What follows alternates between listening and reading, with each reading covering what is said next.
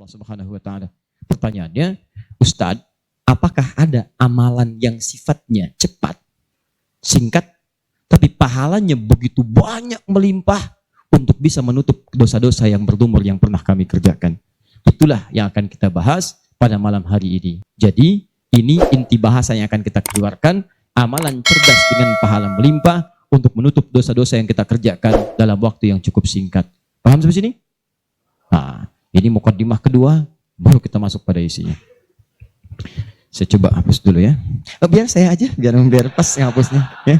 Nah, ini caranya Mas. Nah, apa-apa, ini biasa. Kedatangan pertama, datang sendiri, nerangin sendiri, nulis sendiri, ngapus sendiri. Ya. Kadang dibantuin, salah hapus, kita tulis lagi. Luar biasa. Masya Allah.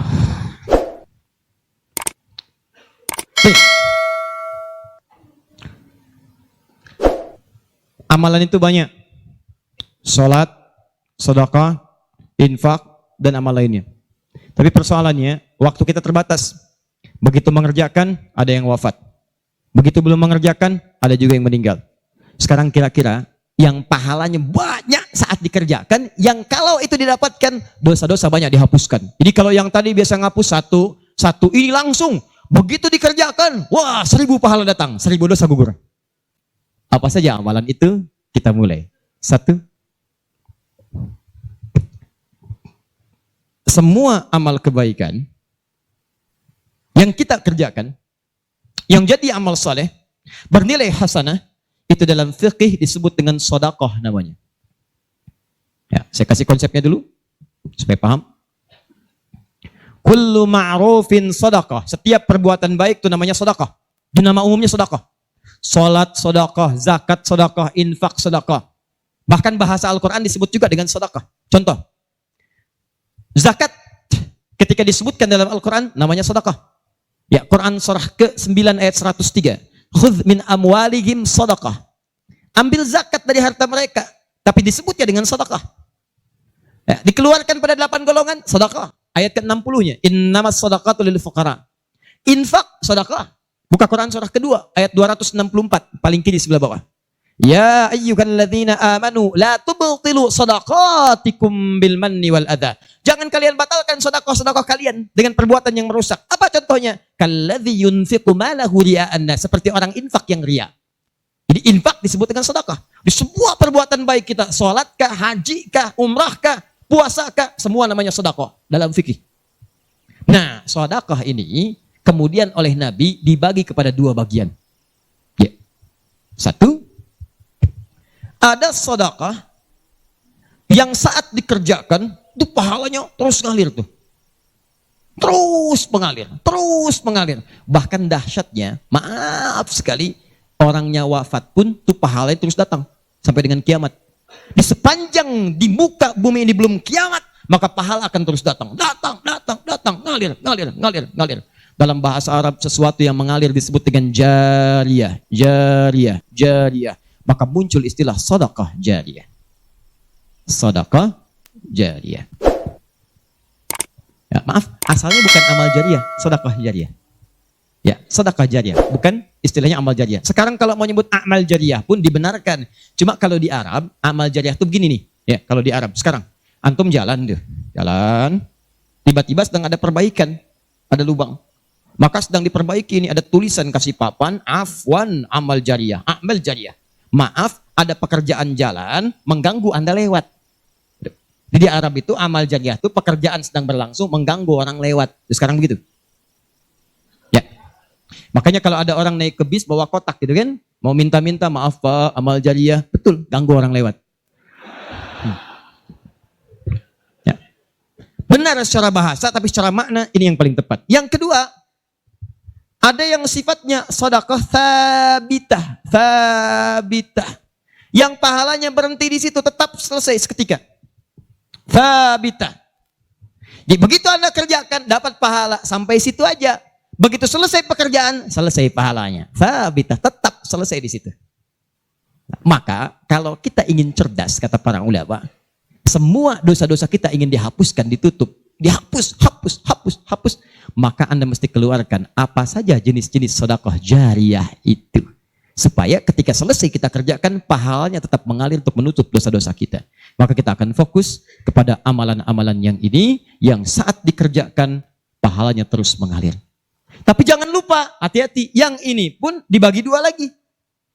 Awas, pelan-pelan. Jadi kita sepakati, kita ambil yang ini satu, untuk malam ini. Yang kedua, yang ini pun dibagi dua lagi. Ada amalan sedekah tsabita, saat dikerjakan pahalanya datang saat itu. Tapi yang paling menarik, ada nilainya kecil, ada nilainya besar, banyak. Jadi kalau dikerjakan, ada yang nilainya cuma 10 aja. Tapi ketika Anda kerjakan yang kedua ini, ada yang 700, ada yang 70.000, ada yang 700.000, sekali dikerjakan.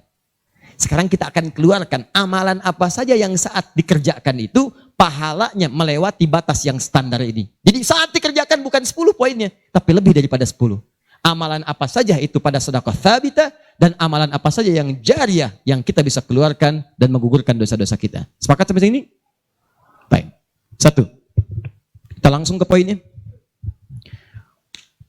Untuk yang sedekah tsabita, amalan standar yang tetap, yang biasa-biasa, contoh, misal, sholat, begitu dikerjakan sekali, dapat 10. Selesai sholatnya, selesai pahalanya.